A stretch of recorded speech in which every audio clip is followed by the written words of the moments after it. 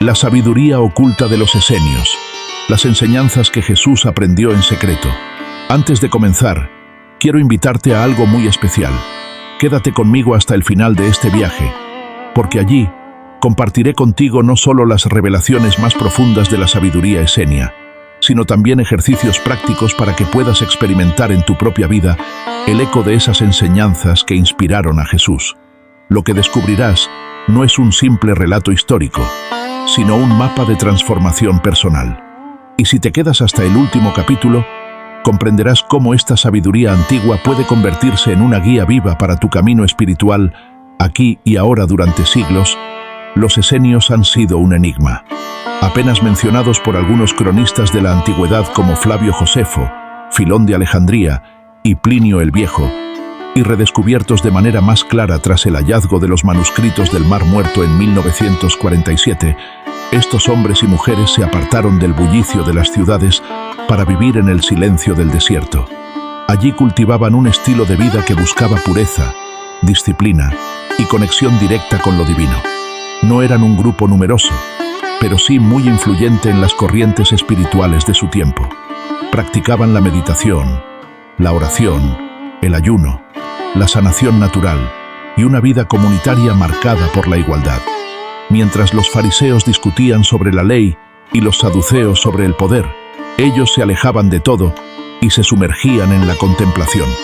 Surge entonces una pregunta que muchos investigadores espirituales se han hecho.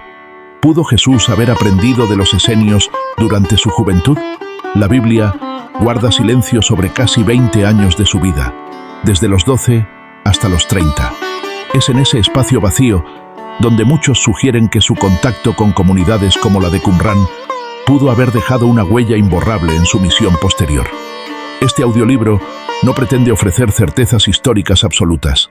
Lo que escucharás aquí es un entrelazado de historia, espiritualidad y reflexión, una exploración de las enseñanzas esenias y de cómo resuenan en las palabras y actos de Jesús. Capítulo 1. La hermandad del desierto. Imagina por un momento el silencio del desierto. El viento acaricia las dunas, el sol comienza a elevarse en el horizonte, y un pequeño grupo de hombres y mujeres se despierta antes del amanecer para orar en silencio. Así era la vida de los esenios, una hermandad apartada que buscaba vivir en comunión con lo divino, lejos del ruido y la corrupción de las ciudades. Ellos se levantaban cada día con un propósito claro: mantener la pureza del cuerpo, de la mente y del espíritu. No vivían para acumular riquezas ni para buscar poder. Todo lo contrario, renunciaban a la propiedad privada y compartían absolutamente todo: sus casas, sus alimentos, sus ropas y hasta sus herramientas eran bienes comunes. Nadie decía, esto es mío, porque todo era de todos. En la práctica, la comunidad funcionaba como una gran familia donde cada miembro aportaba sus dones al servicio colectivo.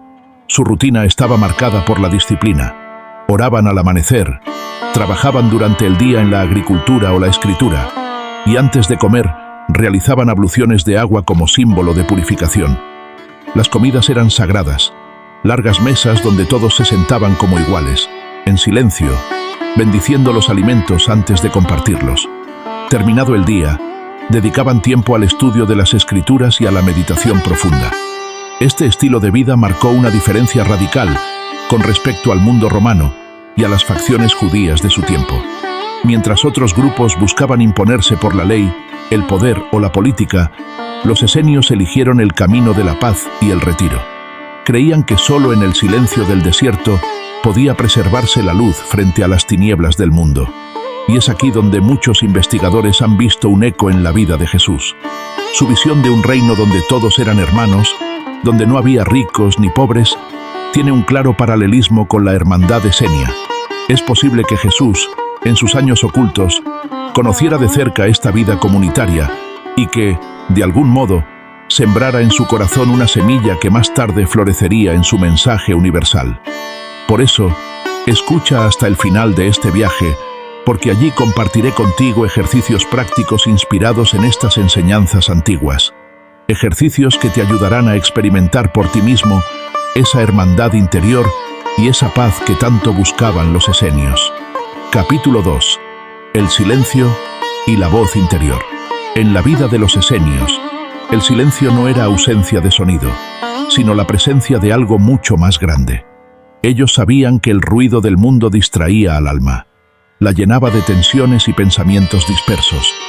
Por eso, se retiraban al desierto y a las cuevas, no solo para apartarse de la sociedad, sino para crear un espacio interior donde pudiera escucharse lo que llamaban la voz divina. El silencio, para ellos, era un templo invisible. En él podían sentir que la divinidad no habitaba únicamente en los cielos lejanos, sino también dentro de cada ser humano.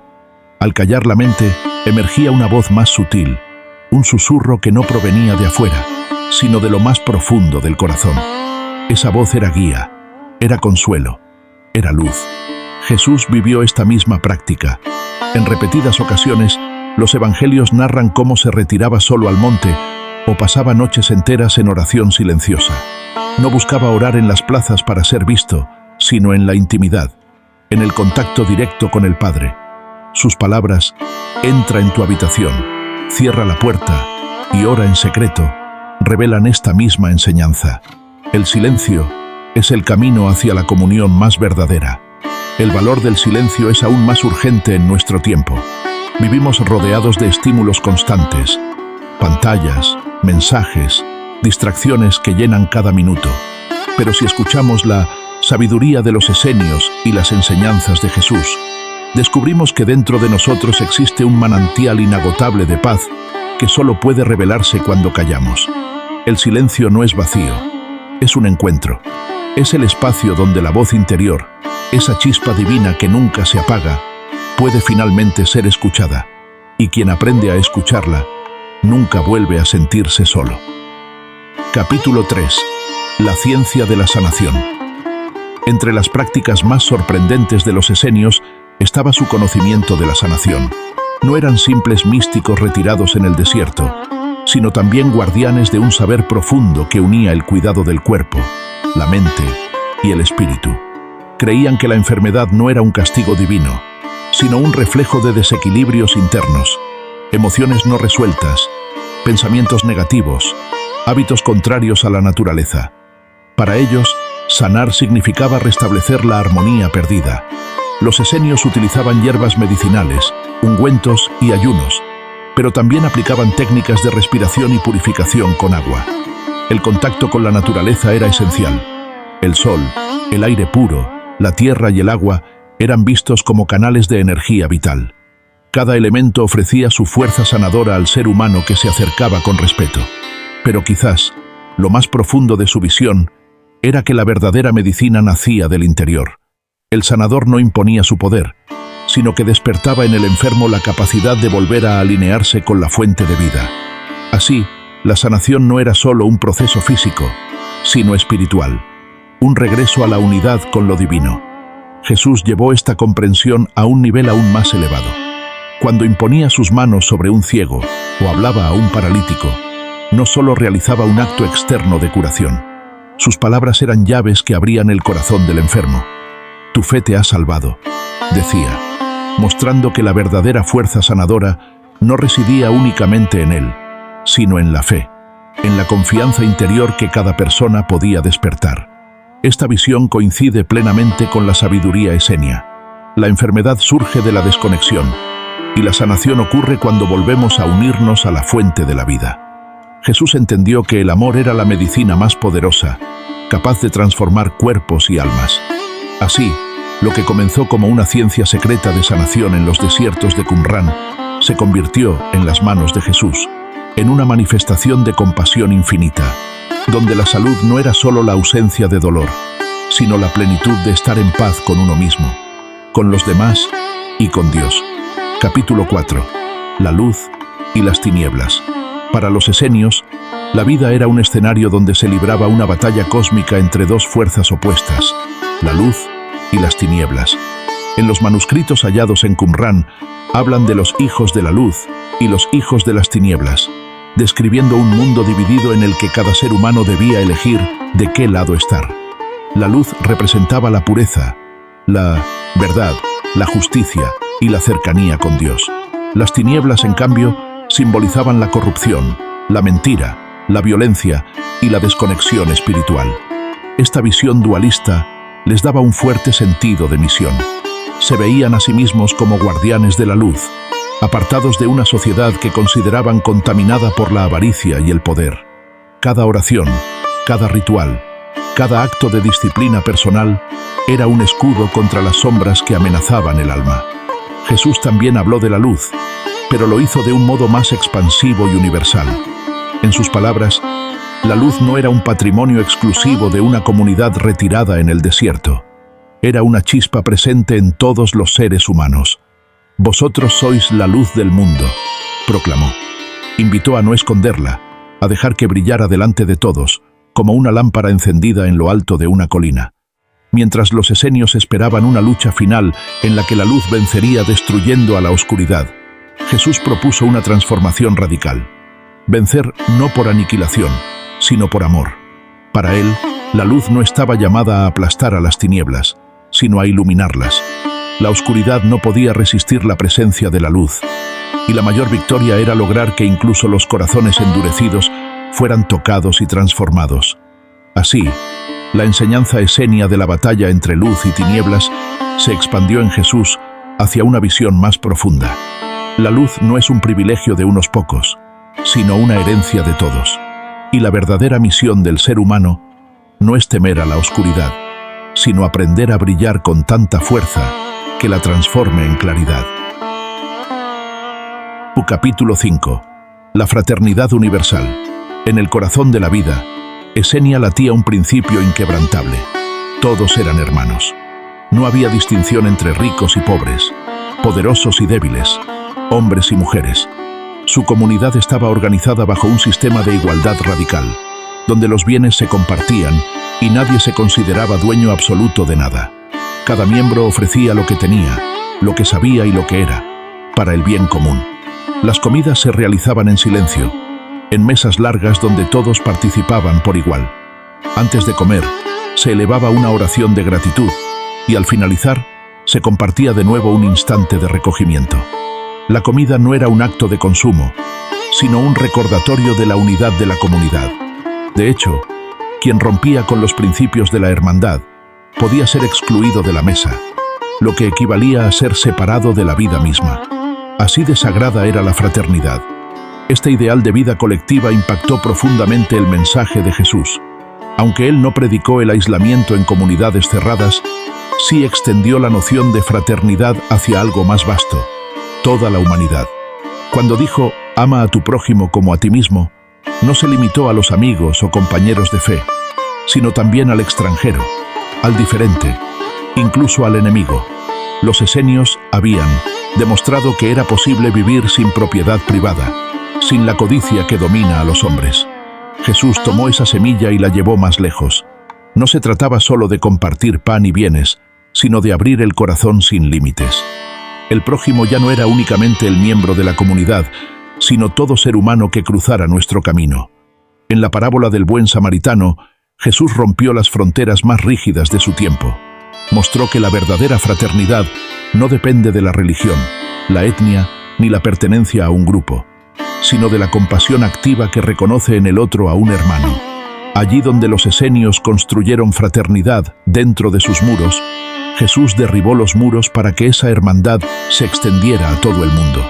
Así, lo que comenzó en el desierto como un experimento de vida comunitaria se transformó, en labios de Jesús, en una visión de fraternidad universal, una invitación eterna a reconocer que no estamos separados, que somos parte de una sola familia humana y espiritual. El agua siempre ha sido un símbolo universal de pureza, renovación y vida. En casi todas las tradiciones espirituales aparece como fuerza creadora, sanadora y transformadora. Para los esenios, este elemento ocupaba un lugar central en su práctica diaria. Tal como señala la regla de la comunidad encontrada en Qumran, el agua era entendida como un medio de purificación para apartar toda impureza y preparar el alma para la alianza con Dios. Cada día realizaban abluciones, baños rituales que no eran meros actos de higiene, sino gestos profundos de consagración interior. Flavio Josefo, en La guerra de los judíos, libro segundo, 129, describe cómo se bañaban en agua fría, con la convicción de que así se purificaban para entrar en la vida comunitaria. Estas inmersiones simbolizaban no solo la limpieza física, sino el compromiso con una vida íntegra y sin mancha. En sus comunidades del desierto, antes de compartir la mesa o de leer las escrituras, los esenios se sumergían en silencio en cisternas y estanques construidos con sumo cuidado. El agua limpiaba el cuerpo, pero sobre todo recordaba al iniciado que debía mantener puro su interior, pensamientos, palabras y acciones. El agua era un espejo de conciencia. En este contexto surge la figura de Juan el Bautista, cuya vida y mensaje guardan claros paralelismos con la tradición esenia. Juan bautizaba en el río Jordán a quienes buscaban un cambio radical. Yo os bautizo con agua para arrepentimiento, pero el que viene después de mí es más poderoso. Él os bautizará con Espíritu Santo y fuego. Mateo 3:11. Para Juan, el bautismo era morir al pasado y renacer a una nueva vida. Jesús, al recibir el bautismo de Juan, no solo aceptó ese símbolo, sino que lo elevó a un nivel espiritual más profundo. En el Evangelio de Juan 4:14, al dialogar con la samaritana en el pozo, dijo: «El que beba del agua que yo le daré, no tendrá sed jamás. El agua que yo le daré se convertirá en él en una fuente que brota para vida eterna». De esta manera, el agua dejó de ser únicamente un rito externo y se convirtió en un signo del Espíritu. Para Jesús, el verdadero bautismo era interior, un renacimiento del alma, una fuente inagotable de amor divino que transforma desde dentro y nunca se agota. Capítulo 7. El reino interior. Los esenios vivían con la mirada puesta en el futuro.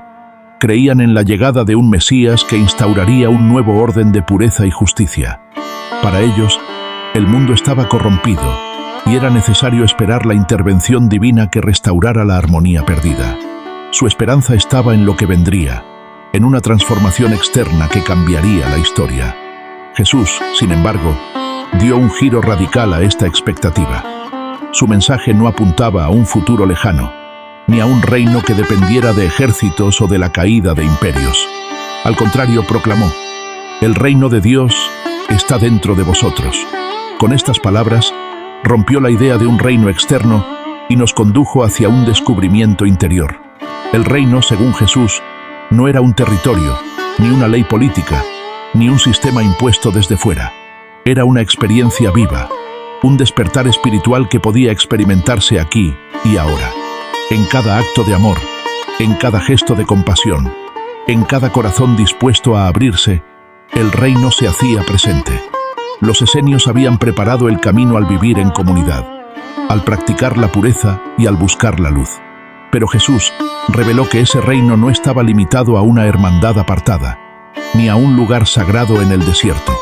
Estaba en todas partes, en cada persona, en cada momento de consciencia. Allí donde un ser humano elegía la bondad por encima del egoísmo, allí florecía el reino. Esta visión cambió para siempre la manera de entender la espiritualidad. Ya no se trataba de esperar pasivamente una redención futura, sino de vivir activamente el cielo en la tierra.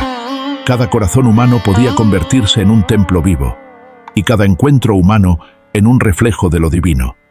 El reino interior no es una promesa, sino una realidad. No se hereda por pertenecer a un grupo, ni se conquista con la fuerza. Se descubre en el silencio, se alimenta con la fe y se manifiesta en el amor. Así, mientras los esenios aguardaban un reino que llegaría desde fuera, Jesús reveló un secreto aún más profundo. El reino ya estaba aquí, esperando ser reconocido dentro de cada uno de nosotros. Capítulo 8. La alimentación espiritual. Para los esenios, la alimentación era mucho más que un acto biológico. Era un rito sagrado. Diversos textos, como los manuscritos de Qumrán, revelan que practicaban una dieta austera, con una fuerte inclinación hacia el vegetarianismo. Creían que la pureza del cuerpo estaba íntimamente ligada a la pureza del alma, y que al consumir alimentos sencillos, provenientes directamente de la tierra, se acercaban más a lo divino. El historiador Flavio Josefo, en su obra La guerra de los judíos, describió a los esenios como un pueblo que rechazaba los lujos, se contentaba con lo necesario y consideraba que la templanza era el camino hacia la salud del cuerpo y del espíritu. Para ellos, cada fruto, cada grano, cada sorbo de agua era un regalo sagrado, portador de la energía vital de la creación. Las comidas eran colectivas y comenzaban con una oración de gratitud. Se lavaban antes de comer, en un gesto de purificación, y el silencio acompañaba el acto de alimentarse. Así, lo que para otros era rutina, para ellos era un encuentro con lo eterno. Jesús recogió esta visión y la transformó en símbolos que trascendieron el tiempo. En el Evangelio de Mateo 4:4 se nos recuerda cómo, en el desierto, al ser tentado, respondió: «No solo de pan vive el hombre, sino de toda palabra que sale de la boca de Dios». Con esta afirmación, mostró que el alimento físico era importante, pero insuficiente sin el alimento espiritual. En la multiplicación de los panes y los peces, Mateo 14, 13, 21, Jesús demostró que la comida podía ser signo de abundancia divina. Y en la última cena, el pan y el vino dejaron de ser simples alimentos para convertirse en símbolos eternos de unión y entrega. «Tomad y comed. Esto es mi cuerpo. Bebed de él todos, porque esto es mi sangre del nuevo pacto». Mateo 26, 26, 28. Así, tanto en la disciplina esenia como en la enseñanza de Jesús, descubrimos que comer no es solo nutrir el cuerpo, sino también alimentar el espíritu. Cada comida puede ser un acto de gratitud, de conciencia y de conexión con lo sagrado. Capítulo 9. El maestro oculto y la eternidad del alma. En la tradición esenia existía la figura del maestro oculto, un guía silencioso que transmitía su conocimiento únicamente a quienes estaban listos para recibirlo.